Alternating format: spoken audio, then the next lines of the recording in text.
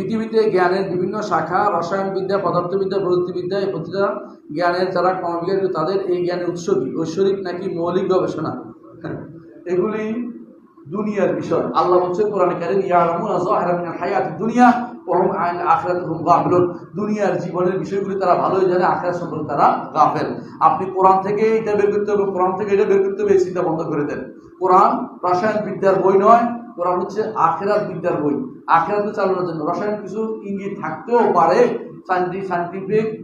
Scientific indication থাকতে পারে, কোনো সমস্যা নাই, কিন্তু এটাতে জোর করে ধরে বানানো এটা বৈধতা নেই। জোর করে এটাকে আমার বিজ্ঞানময় কোরআন, অল কোরআন হাকিম মানে বিজ্ঞানময় কোরআন বানাচ্ছে বসে বসে, এই তাফসীর করা বৈধতা নেই। শরীয়ত যেটা বলছে এর বাইরে যাবে না। তাফসীরের ক্ষেত্রে আমাদেরকে শারীরিক অবলম্বন করতে হবে। এগুলি দুনিয়ার জ্ঞান। দুনিয়ার জ্ঞান আল্লাহ অবশ্যই দিয়েছেন, কারো মাথার ভিতরে দিয়েছেন, কিন্তু এটা কোরআন থেকে দিতেও জরুরি না।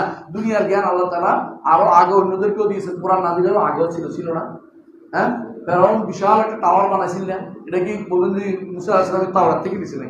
এটা তো দুনিয়ার জ্ঞান, যেভাবে আল্লাহ তার মাথায় দিছে। এটা শয়তানি জ্ঞান হতে পারে, ভালো জ্ঞান হতে পারে, মন্দ জ্ঞান হতে পারে। এটা দিছে দুনিয়াতে তাদেরকে চলার জন্য। এইটার সাথে কোরআনের সাথে মিলিয়ে বিষয়ের কোনো দরকার নেই।